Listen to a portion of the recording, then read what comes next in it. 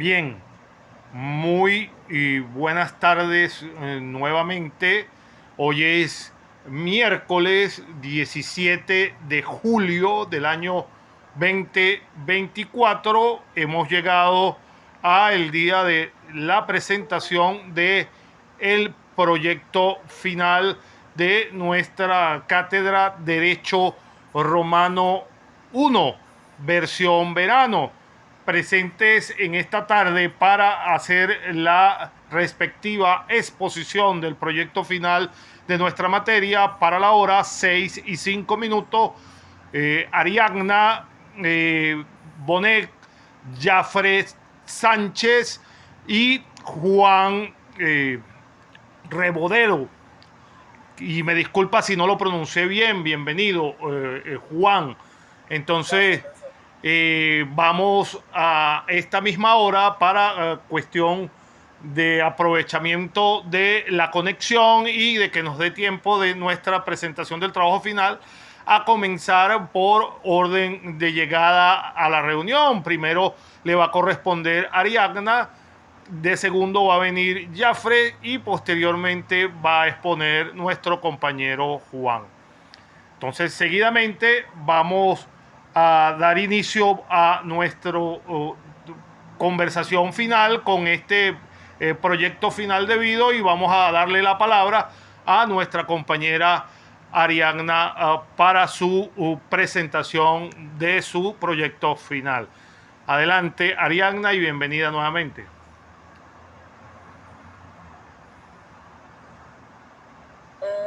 Buenas tardes, compañeros, profesor. Mi nombre es Ariadna Bonet. Soy estudiante de la Universidad José María Vargas de la Facultad de Ciencias Jurídicas y Políticas. Les vengo a presentar el proyecto final. Los temas que elegí fueron acto jurídico y hecho jurídico.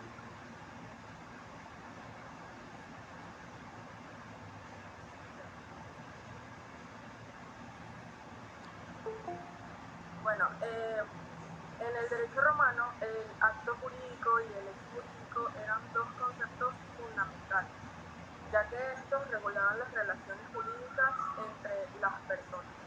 El acto jurídico se caracterizaba por la voluntad de las partes de crear, modificar o extinguir derechos y obligaciones, mientras que el hecho jurídico era un acontecimiento natural o humano que producía consecuencias jurídicas de manera involuntaria. Bueno, estos dos conceptos eran esenciales en la estructura del derecho romano, ya que estos permitían las relaciones entre los individuos de manera justa y equitativa, dando así lugar a la protección de los derechos y obligaciones de las partes involucradas. Podemos comenzar con hecho jurídico. Pues en el contexto del derecho romano, como le dije anteriormente, el hecho jurídico se refiere a aquel acontecimiento que tiene relevancia legal y que es capaz de producir efectos jurídicos. Es decir, se trata de un suceso que es concreto y este genera consecuencias en el ámbito del derecho, ya sea creando, modificando o extinguiendo derechos y obligaciones. Los hechos jurídicos pueden clasificarse en dos categorías principales: los hechos jurídicos en sentido estricto y los hechos jurídicos en sentido amplio. Los hechos jurídicos en sentido estricto son aquellos acontecimientos que producen efectos jurídicos de forma directa y necesaria, es decir, sin intervención de la voluntad de las partes. Estos hechos pueden ser naturales o humanos, pero en ambos casos su repercusión jurídica es automática. Algunos ejemplos de hechos jurídicos en sentido estricto pueden ser la muerte de una persona, la mayoría de edad de un menor o el vencimiento de un plazo. Para continuar, hecho jurídico en sentido amplio. Por otro lado, los hechos jurídicos en sentido amplio son aquellos acontecimientos que producen efectos jurídicos, pero que a su vez requieren la voluntad de las partes para que estos efectos realmente se materialicen. En este caso, la voluntad de las partes es totalmente necesaria para darle significado jurídico al Algunos ejemplos de derechos jurídicos en este sentido amplio son el contrato, el matrimonio o la renuncia de algunos derechos. Ahora bien, dentro de los hechos jurídicos también es posible identificar aquellos que tienen una ineficacia jurídica, es decir, aquellos hechos que no producen los efectos jurídicos previstos por la ley, debido a causas como la ilicitud, la nulidad, la inexistencia o la anulabilidad. En primer lugar tenemos la ilicitud, que es una forma de ineficacia y son aquellos actos que están expresamente prohibidos por la ley romana, por lo que son considerados nulos de pleno derecho. Por ejemplo, la venta de bienes públicos sin autorización del Estado romano. Para continuar tenemos la nulidad. Esta se refiere a la falta de validez de un acto jurídico debido a la contravención de alguna norma legal imperativa. En este caso, el acto nulo carece de efectos jurídicos desde su origen, es decir, se considera como si nunca hubiese existido. En tercer lugar tenemos la inexistencia. Esta se refiere a la falta de alguno de los elementos esenciales de un acto jurídico. En este caso, el acto inexistente no produce ningún efecto jurídico, ya que no reúne los requisitos mínimos para su validez. Para terminar con la ineficacia, tenemos la anulabilidad. Esta se refiere a la posibilidad de dejar sin efecto un acto jurídico válido, debido a la existencia de vicios en su consentimiento. En este caso, el acto anulable puede producir efectos jurídicos mientras no se declare su ejecución por la autoridad competente. A continuación, tenemos los elementos de un hecho jurídico. Es importante destacar que varían dependiendo del tipo de hecho en cuestión. Sin embargo, de forma general se pueden identificar estos 4 elementos que son los más comunes en la mayoría de los hechos jurídicos. En primer lugar, el sujeto. Este se refiere a la persona que participa en el hecho jurídico, ya sea como sujeto activo, pasivo o interveniente. Tenemos el objeto, que se refiere a la cosa sobre la cual recae el hecho jurídico, es decir, aquello sobre lo cual se ejerce un derecho o se cumple una obligación. Tenemos la causa, que esta se refiere a la razón o motivo que fundamenta el hecho jurídico, es decir, aquella que justifica su realización y le da sentido jurídico. Para finalizar los elementos de derecho jurídico tenemos la forma. Esta se refiere a los requisitos formales que deben cumplirse para que el hecho jurídico sea válido, como por ejemplo la escritura pública, la firma de las partes o la presencia de testigos.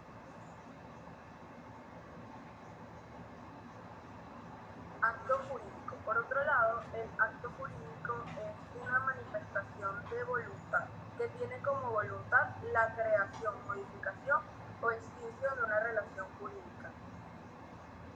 El acto jurídico, a diferencia del hecho jurídico, se basa en que requiere la voluntad de las partes para su existencia y tiene como consecuencia la creación de derechos y obligaciones. Este puede manifestarse por forma expresa o tácita y está sujeta a ciertas formalidades para su validez. En cuanto a la clasificación de los actos jurídicos en el derecho romano, es importante tener en cuenta que se divide en actos lícitos y actos ilícitos. Los actos lícitos eran aquellos que estaban de acuerdo con el ordenamiento jurídico romano y que producían efectos válidos y legales. Dentro de esta categoría se encontraban los contratos, las donaciones, las tradiciones, las aceptaciones de herencia, entre otros. Por otro lado, los actos ilícitos eran aquellos que iban contra las normas jurídicas establecidas, es decir, eran ilegales, ya que por lo tanto eran nulos o inválidos. Dentro de esta categoría se encontraban los actos realizados bajo la coacción, error, dolo o simulación.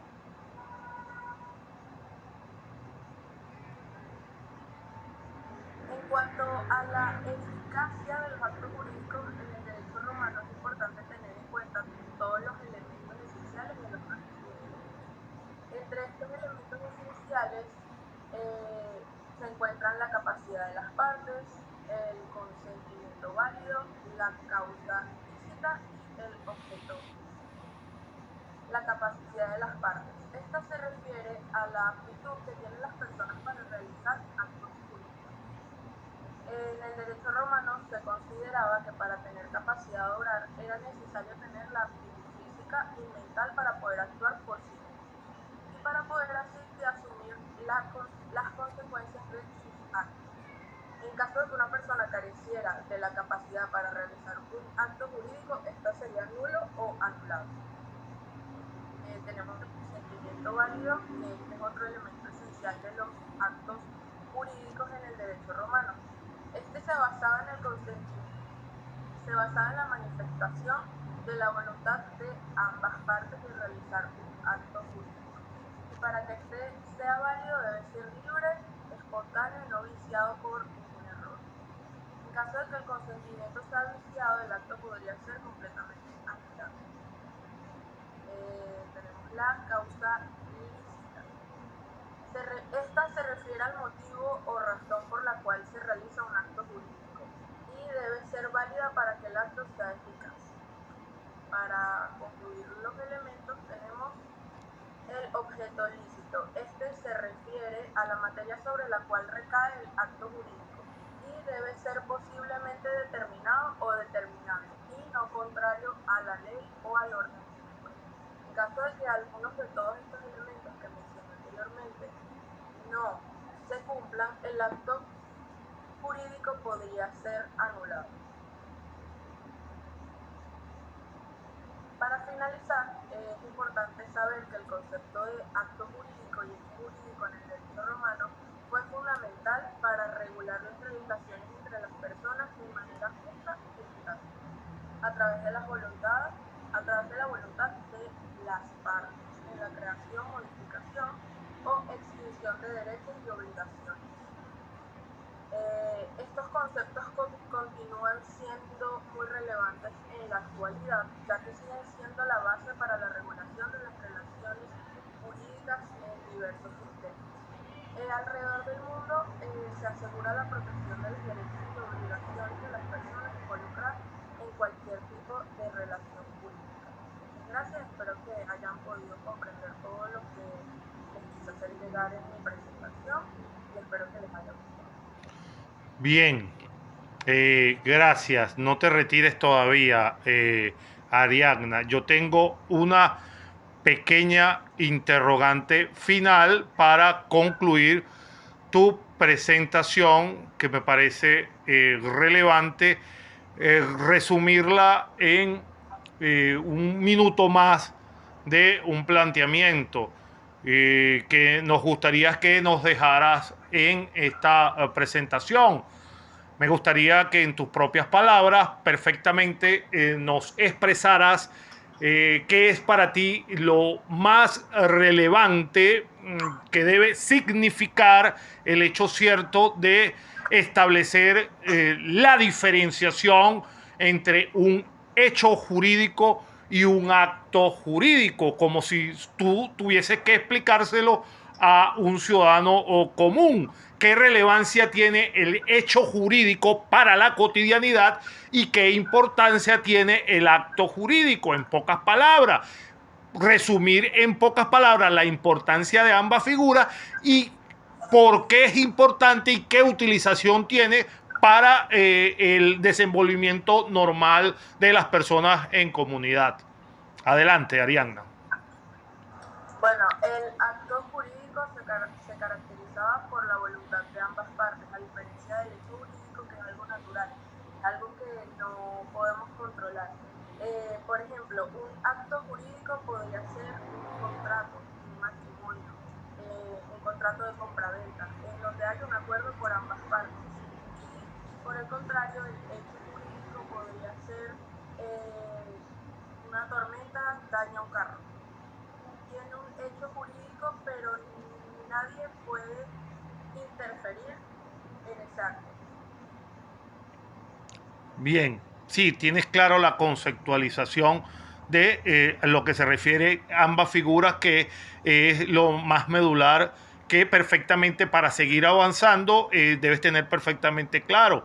Es importantísimo. Los hechos jurídicos son todos aquellos que producen algún tipo de consecuencia y por consiguiente las personas deben percatarse de su actuación constantemente, porque el resultado de nuestra conducta, sea positiva o negativa, puede producir una serie de consecuencias que van a ser denominadas hechos jurídicos, y esas consecuencias jurídicamente hablando son las que derivan en algún tipo de responsabilidad. Gracias, Ariadna, por tu participación. Adelante, Gracias a usted, profesor. adelante nuestro compañero Jafre con su presentación, por favor.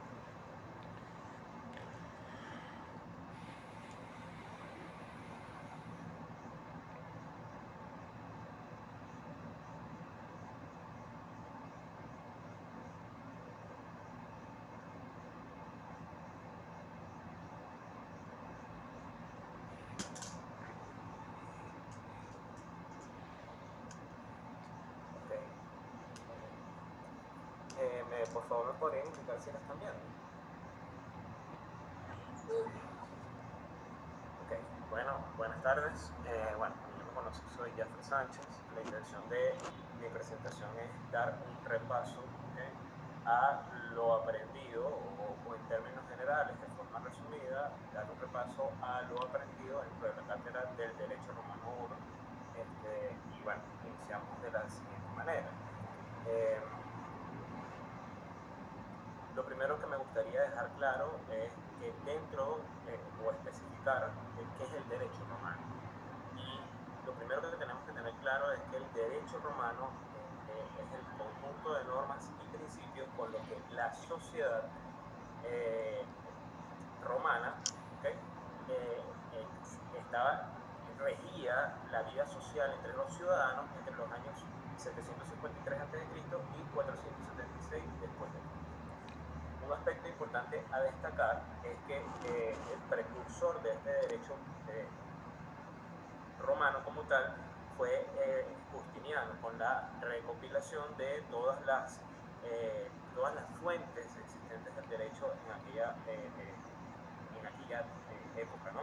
Los romanos, es importante destacar que los romanos fueron pioneros en separar el derecho de las connotaciones religiosas. Esto facilitó la aceptación de otros pueblos a medida que se fueron presentando la conquista con el pasar de los años. También es importante destacar que el derecho romano sirve como base en la actualidad para muchos sistemas jurídicos, ¿okay?, incluyendo el Código Civil. Y si bien es cierto que la palabra ius comúnmente se traduce como derecho, esta viene o deriva su raíz de lo que es la palabra justitia o ius prudentia. ¿Qué quiere decir la justitia? Bueno, evidentemente la palabra justitia va asociada a la palabra justicia, y jurisprudencia es lo que iba a estar en las personas encargadas de impartir o ser los prudentes, denominadas las personas encargadas de impartir justicia en esa época. ¿Okay? ¿Hasta aquí alguna pregunta? ¿Se me está escuchando? Ok. Otro aspecto importante a definir es la diferenciación entre el ius y el fas, ya que en la época romana había una interrelación muy cercana entre lo religioso y lo que era lo divino y lo cotidiano, lo que era de los hombres. Entonces, un aspecto relevante y que se entendió al principio de la cátedra era que el ius era un término que se utilizaba para referirse a un conjunto de normas y principios jurídicos que regulaban la convivencia ciudadana. Es importante aclarar aquí que en la comunidad o en esta época romana, parte de las normas y las leyes se venían a través del uso de sus costumbres, ¿okay? Y por otro lado, el fas, que ambos son derechos,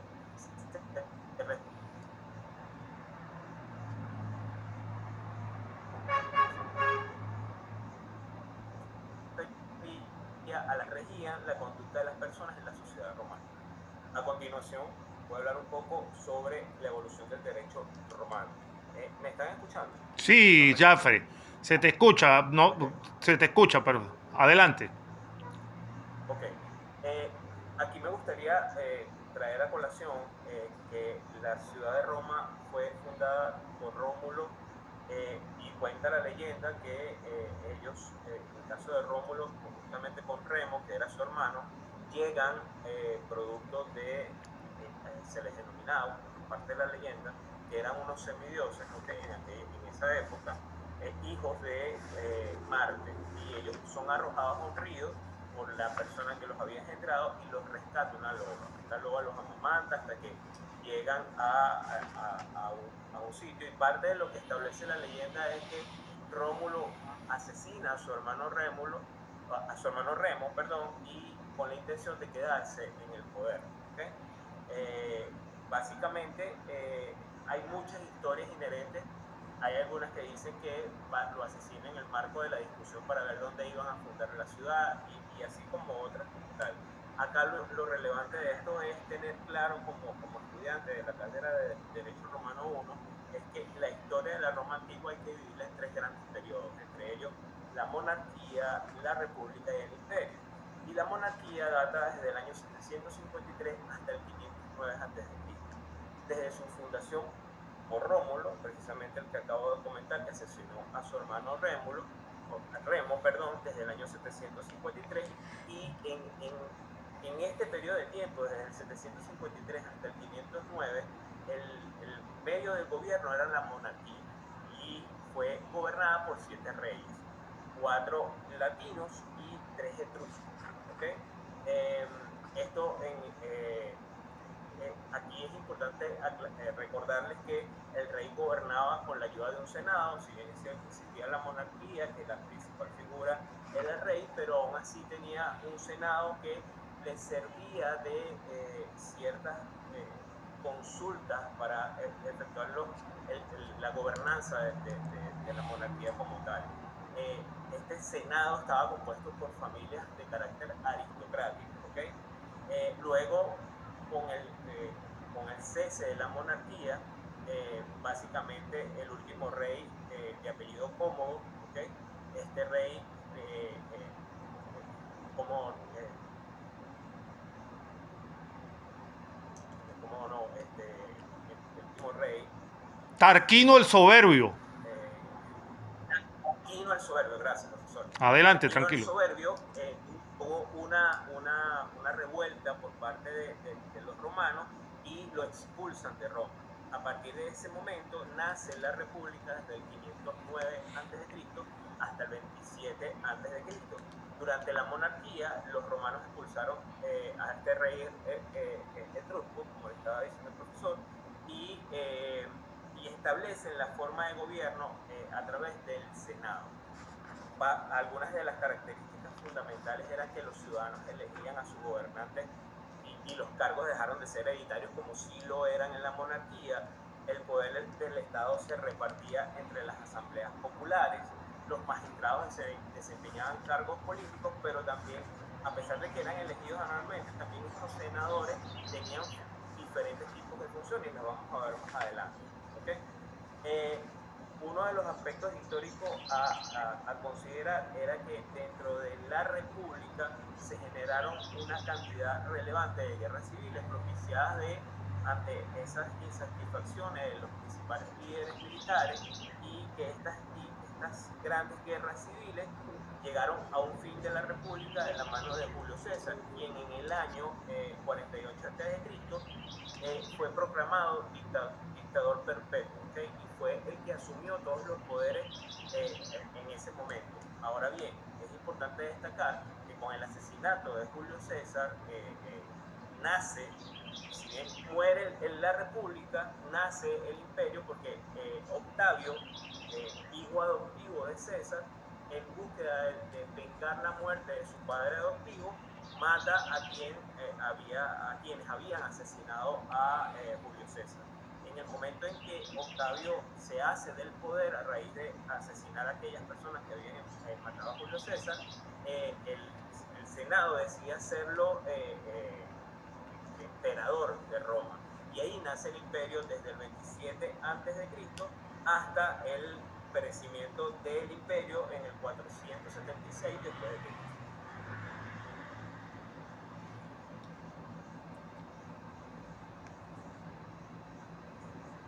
Acá es importante destacar que en la antigua Roma las personas se clasificaban de la siguiente manera.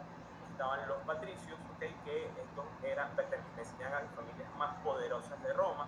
Estas tenían derechos políticos, algunos de ellos sui iuris en pleno derecho, o los definían sui iuris en pleno derecho. Tenían derechos políticos y eran propietarios de la mayor parte de la tierra, eran terratenientes. Por otro lado estaban los plebeyos, que eran la gran mayoría de la población existente en Roma, eran personas libres, pero no tenían derechos políticos, ¿okay? Podían llegar a tener pequeños negocios, pequeñas propiedades, inclusive pertenecer al ejército de Roma, pero no tenían derechos políticos. Luego estaban los semilibres o libertos, ¿okay? Que eran aquellos que algunos lo denominaban clientes, que trabajaban inclusive para los patricios y que en un momento determinado de sus vidas fueron esclavos y que por decisión de su paterfamilia decidió cederle la libertad. Y por otro lado estaban los esclavos que comúnmente se les conocía como res. Res, entiéndase en el vocablo latín, cosa. Otro aspecto importante a destacar en este preámbulo del derecho romano es que como gobierno tenían instituciones. Estas instituciones estaban gobernadas por el Senado, representadas principalmente por unas magistraturas más representativas que otras. Entre las magistraturas de mayor relevancia se encontraba el pretor, que era aquel que impartía justicia, estaba el cónsul, que dirigía el ejército y convocaba las asambleas, el cuestor, que se encargaba de la recaudación de los impuestos, el edil, que se ocupaba de la administración municipal, y el censor, que se encargaba del censo de la población. Habían otras dos figuras, dos magistrados de menor magnitud, ¿okay? Que estaba el magistrado de la plebe, ¿okay? El tribuno de la plebe, y estaba en su momento la figura de dictador, que era una persona temporal escogida por el Senado como para mantener cierta tranquilidad o cierta administración en un momento coyuntural de la historia. Acá es importante destacar lo siguiente, que existe en aquella oportunidad fuentes del derecho romano de carácter escrito y de carácter no escrito. ¿Okay? El carácter no escrito, el ius non scriptum, el cual provenía de las costumbres. ¿Okay? Y el ius scriptum, que es el derecho escrito, es el que venía del poder del pueblo. Estos principalmente nacieron con las 12 tablas, esto establecido a través de este comienzo de un nuevo enfoque escrito por las costumbres, que tuvo su origen en una huelga de brazos caídos de los plebeyos en una determinada fase de la historia. Los plebeyos, hartos de las desigualdades existentes con los patricios, hicieron lo que ellos denominaron las huelgas de brazos caídos, y estas huelgas de brazos caídos generó una paralización de Roma, porque las personas que movían los hilos de la mano productiva de Roma decidieron en un momento determinado parar, y de una u otra manera se generaron estas 12 tablas. De allí posteriormente salieron el ius civile, que se previó a través de leyes y plebiscitos. Esto también a su vez dio nacimiento al ius honorarium a través de las constituciones y los edictos, y las autoritas, que son los dictados que daban los jurisconsultos y los senados consultos. Los jurisconsultos eran los denominados los expertos en la materia de derecho en la época.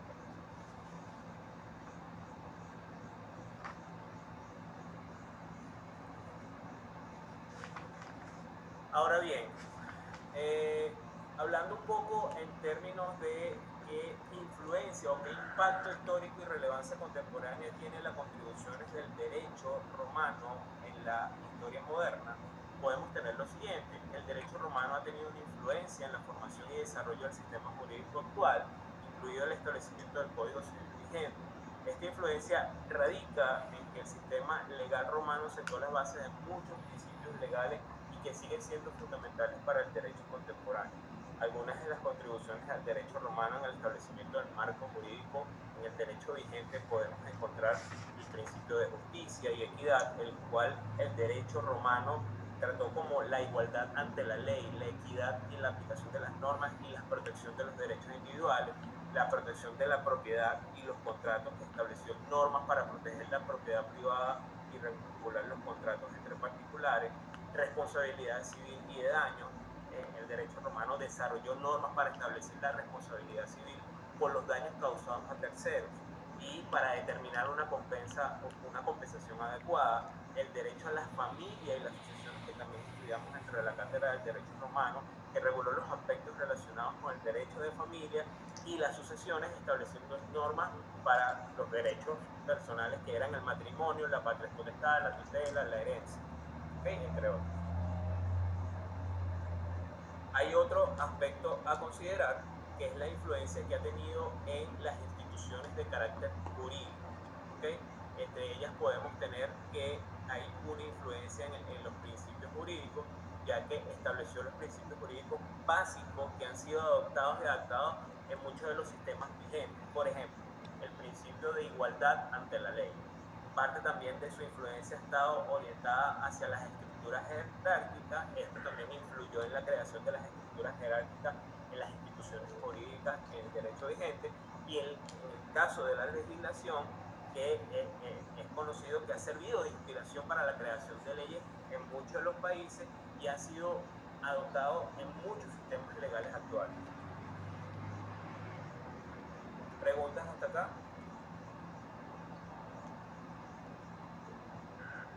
¿Seguimos avanzando, profesor? Sí, adelante, adelante, te estamos escuchando con atención. Ok, ya pasando al capítulo número 2 del trabajo final efectuado, vamos a las relaciones familiares en el derecho romano y comparándolo también con el derecho moderno. ¿Okay? Aquí es importante tener en cuenta que la familia en Roma no se concibe como normalmente nosotros vemos a las familias en la actualidad. ¿Okay? Aquí es importante tener en cuenta que la familia principalmente estaba constituida por un pater familia. Este era la máxima autoridad en el hogar, y esta era una sociedad principalmente patriarcal. El paterfamilia era responsable de sostener y proteger a la familia, dirigir y representaba los intereses de la misma, y en la gens o en el domo a la cual pertenecía ejercía la patria potestad, siendo la ley dentro del hogar. O sea, no había una autoridad más que él dentro de la casa. ¿Okay?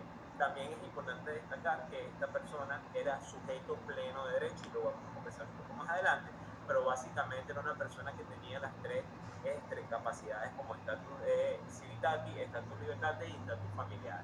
También integraban la familia los denominados alieni juris. ¿Okay? Los alieni juris eran aquellas personas que dependían del pater familia, en este caso la madre, ¿okay? Los libertos, los impuber, inclusive lo que es la res, que eran los esclavos. ¿Okay? Acá es importante aclarar que puber y el impuber, que los diferenciaba era básicamente las edades, que era a partir de los 12 años, si mi memoria no me falla. ¿Okay? También eran alieni juris porque dependían de su pater familia. Pero a diferencia de la clasificación de las familias, que en la actualidad básicamente nosotros tenemos familias que son netamente establecemos un lazo de consanguinidad, salvo por la adopción. En la época romana existían 4 clasificaciones, entre ellas estaba la familia a través de la agnaticia, que estaban sometidas a la potestad del pater, es decir, que pertenecían a su homo, pero no eran parte de sus lazos de sangre. La familia cognaticia, que estaba basada en los lazos de sangre. La gentilicia, que si bien tenían los lazos de sangre, era como una sangre un pelo más lejana, era como decir los primos o los tíos más lejanos del pater familia. Y había una familia por afinidad que estaba compuesta por uno de los cónyuges.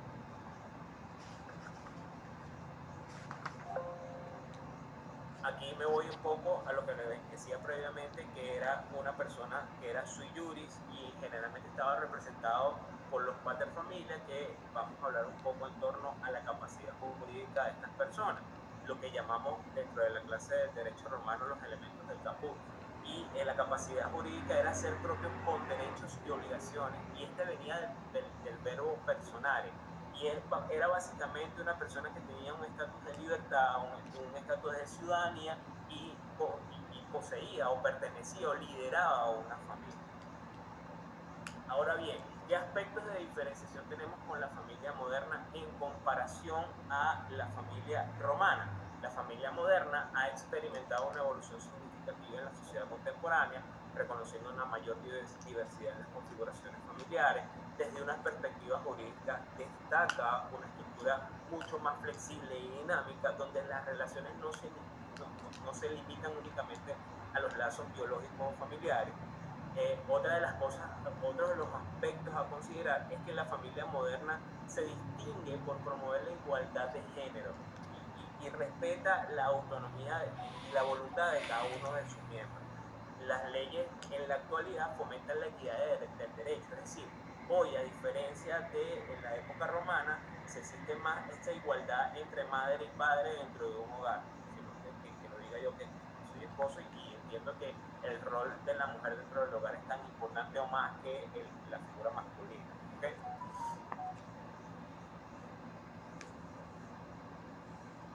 Ya para finalizar, de cara a no extenderme más, salvo que el profesor me diga lo contrario, sí traigo algunas similitudes y diferencias significativas entre la familia romana y familia contemporánea en cuanto al matrimonio. Por ejemplo, en el caso de los romanos tenían por defecto constatar la voluntad de convivencia, en calidad de esposo entre un hombre y una mujer, un estado de convivencia de los consortes con la intención de considerarse entre sí como cónyuge. Era religiosa, el culto era a los dioses y a los dioses del hogar. ¿Qué determinaban ellos los dioses del hogar? Los dioses, generalmente la cultura romana veneraba mucho a los antepasados, y de hecho lo podemos ver en las películas como El Gladiador, cuando él le reza a su padre y a su madre para que cuide a su esposa y a su hijo. En cuanto a los requisitos, solo podían contraerlo los ciudadanos romanos, aquellas personas que hubieran adquirido el estado de ciudadanía, y el dote, que era un conjunto de bienes que la mujer u otra persona en su lugar entrega a su marido para ayudarle a soportar los gastos del hogar. Y en cambio, en el derecho vigente, en contraposición de lo expresado anteriormente, esta se inicia con una promesa de matrimonio, la cual se hace por escrito y es aceptada. Realmente el derecho vigente tiene que firmar, ya sea tanto por la iglesia como por la parte civil. El matrimonio es una unión de carácter estable de contrato.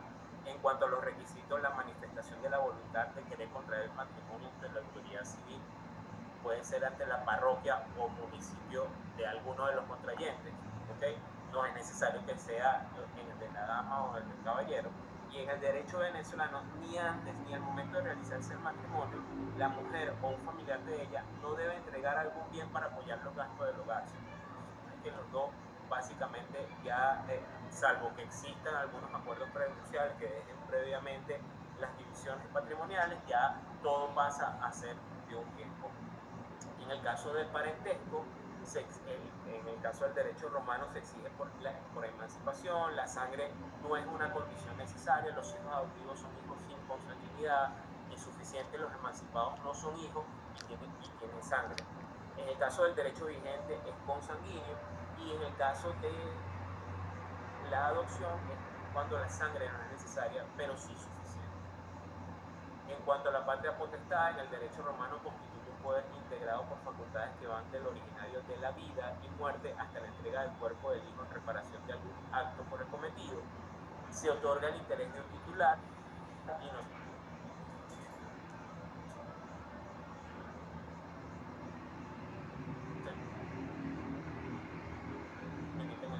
en cuanto al derecho vigente, se ejerce con punto un derecho, como el de los cuatro hijos cumple la mayoría de edad, ya básicamente se puede decir que es una persona emancipada de forma legal, aunque viva bajo el mismo techo.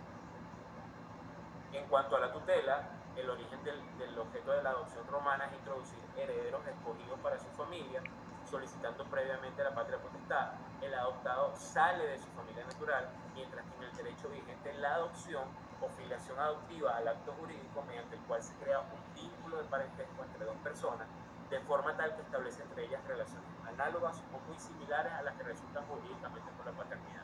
En otras palabras, un hijo adoptado tiene los mismos deberes y tú como padre tienes los mismos deberes y compromisos con un hijo, como si fuera un hijo tuyo. La voy a dejar hasta aquí, profesor, porque bien. me seguiría extendiendo. Bien, está muy buena la conversación, pero yo antes quisiera una última opinión de tu parte, Jafre, en cuanto a todo el planteamiento descriptivo que nos has dado hasta ahora de nuestra cátedra. Te felicito, está muy bien. Quisiera una opinión antes de pasar con nuestro próximo compañero, que es Juan, una opinión de tipo general.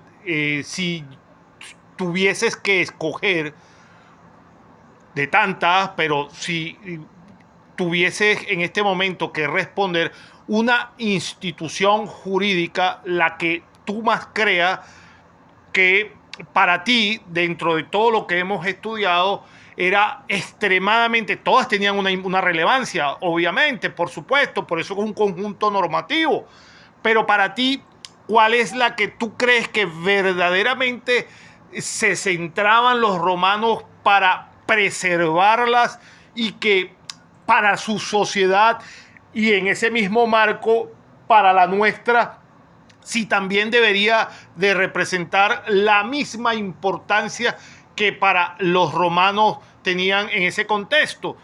Si pudieses identificar a una que te llame la atención, tú digas, mira, me parece que tal institución, los romanos le ponían un énfasis especial por esta razón, por esta y por la otra. Y en el marco de nuestro derecho actual también reviste una importancia por esta razón.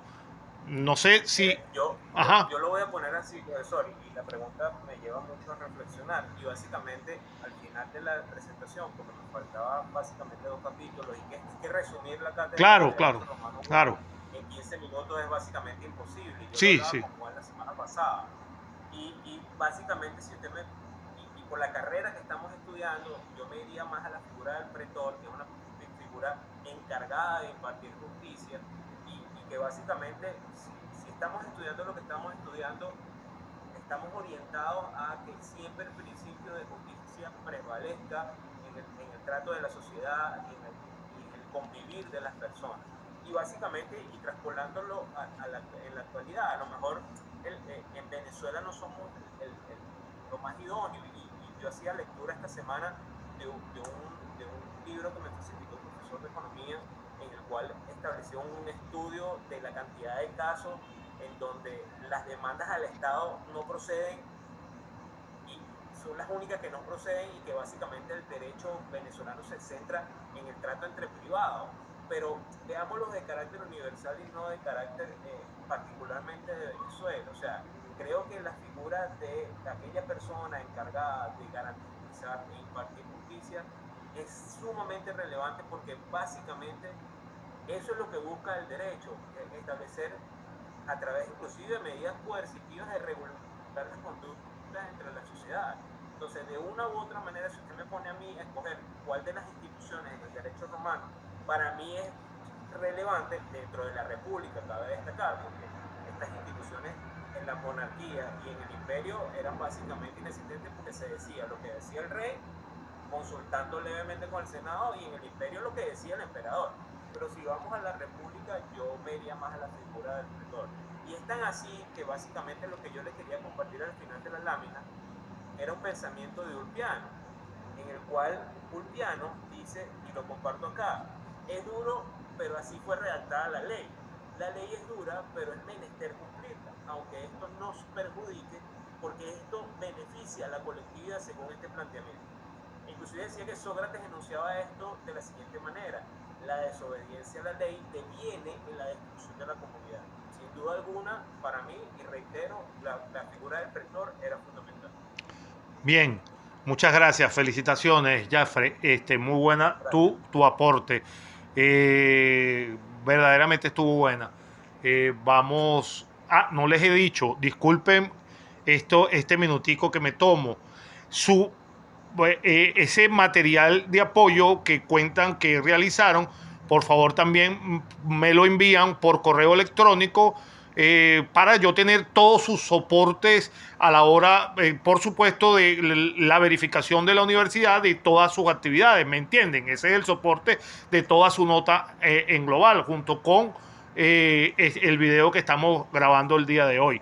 Entonces, toda su presentación la penden en un archivito y me la mandan por correo electrónico para organizarle su expediente completo de todas sus tareas, todas sus evaluaciones, para yo retransmitirle eso perfectamente a la universidad como soporte de sus evaluaciones. Bien, gracias entonces al compañero Jafre. Vamos a continuar. Ajá, adelante, Jafre. Solamente una reflexión final. Ajá. Yo se lo comenté en la universidad el día sábado cuando estuve presencial con otros compañeros. Y si yo hubiese sabido que esta cátedra era tan densa, no la meto en verano. Claro. Sí. De verdad que, ojo, yo quedé tan picado porque me compré 2 libros y dije, voy a aprovechar ahorita que estoy de vacaciones, por eso Sí. no estoy en el trabajo. Sí. Dije, necesito leer con calma porque es demasiado contenido Sí. para digerirlo en mes y medio. O sea, Claro, y tienes razón, eso es una decisión del estudiante, porque yo preferiría como tú, yo la preferiría ver en un semestre.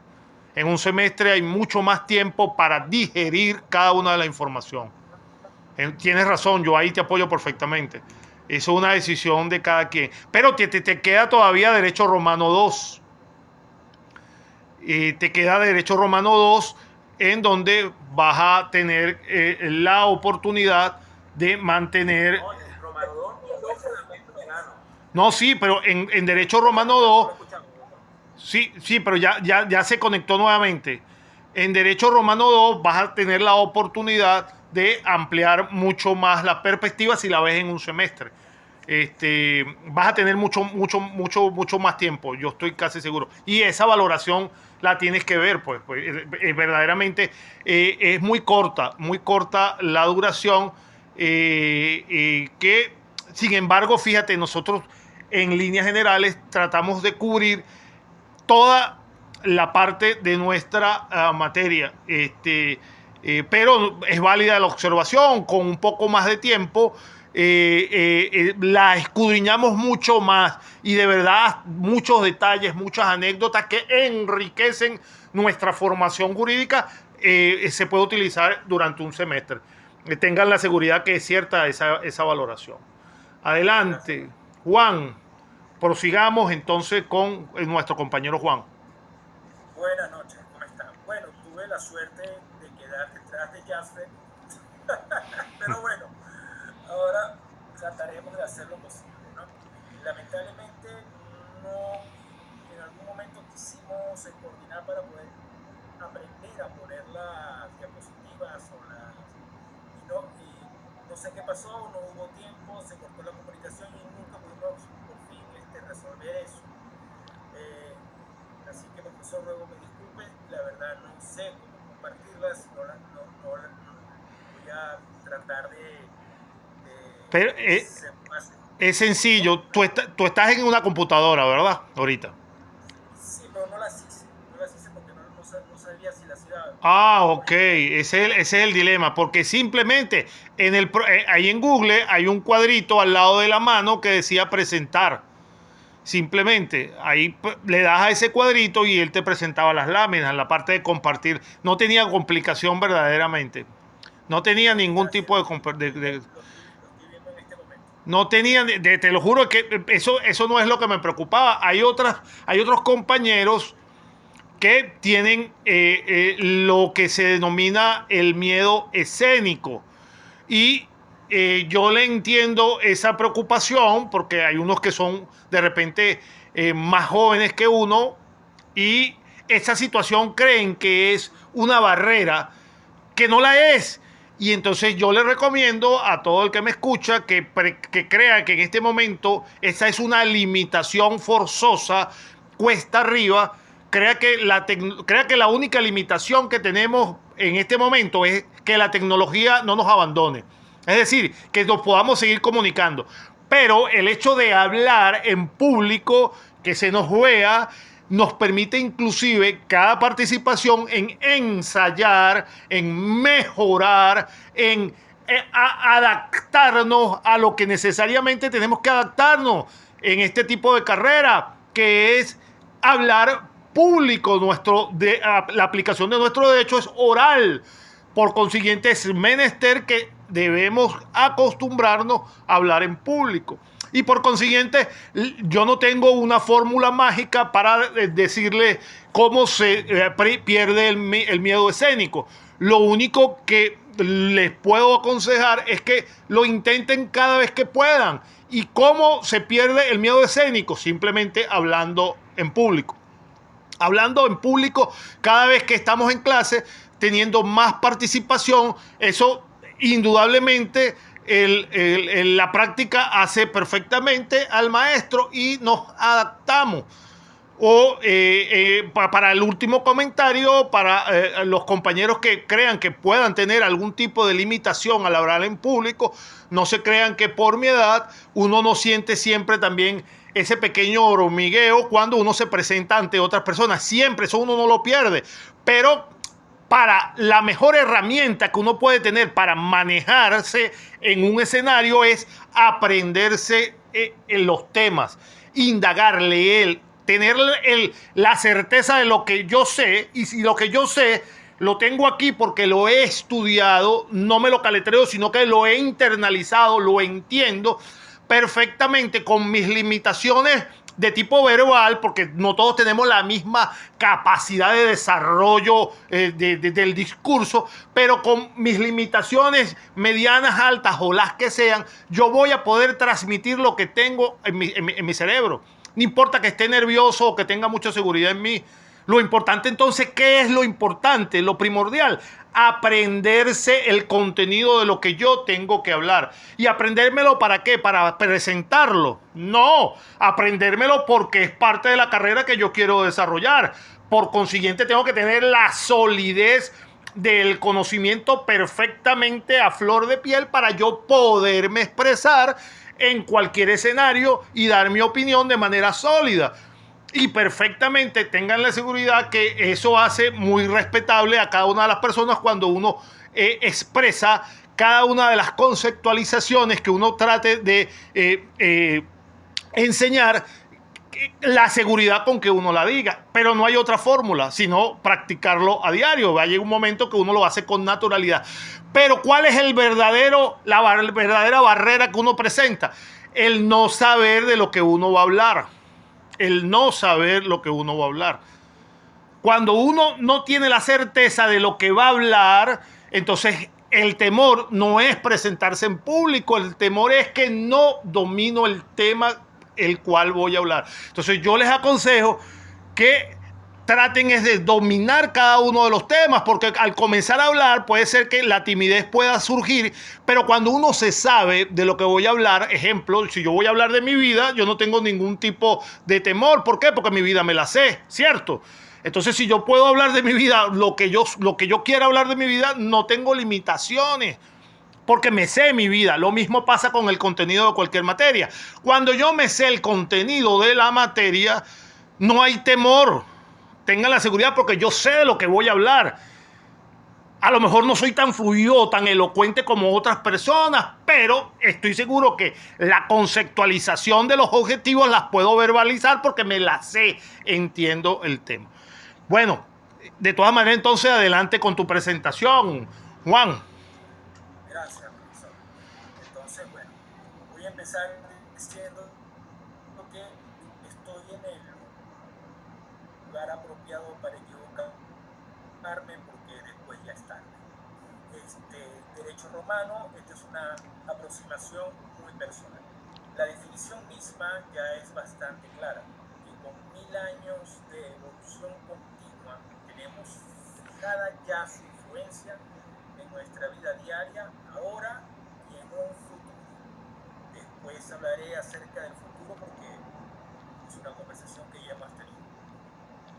Los romanos, así como nosotros, no dejaron y nosotros hemos dejado de evolucionar en la legislación. Las variantes del contexto histórico-social, claro, son las únicas que nos pueden diferenciar entre sus legislaciones y las nuestras. Es relevante y marca la pauta para esta evolución continua del derecho mencionar que se entiende que los factores más importantes para este enriquecimiento son el contexto histórico, el contexto social, político y económico. Son los las variantes que van a marcar tanto en la evolución en el derecho romano como en el actual, que estamos definiendo ya como una hija del derecho romano. Podemos remontarnos también a sus orígenes, 753 a.C., pasar por la República, por el Principado, y llegar a la cúspide a Justiniano, en donde podríamos decir que hubo un renacimiento en este sentido, o lo llaman una etapa de renacimiento. Todo lo que acabo de decir en este momento, en estas pequeñas líneas, solo es un intersticio para develar el verdadero tamaño del trabajo y el legado que nos han dejado a nosotros. Podemos enumerar cada uno de ellos, cada posible vinculación o definitivamente cada intersección sólida que ahora la vivimos. Sería un trabajo diferente ya hacer eso, por supuesto. Ahora solo me atreveré a nombrar algunos de los que son para mí personalmente los más importantes, ¿no? O de los que me llamaron más la atención, se fijaron más en mi mente, ¿no? Son el matrimonio, la ciudadanía, la adopción, la tutela, la curatela, la familia, el comercio. O sea, estamos ante el englobado total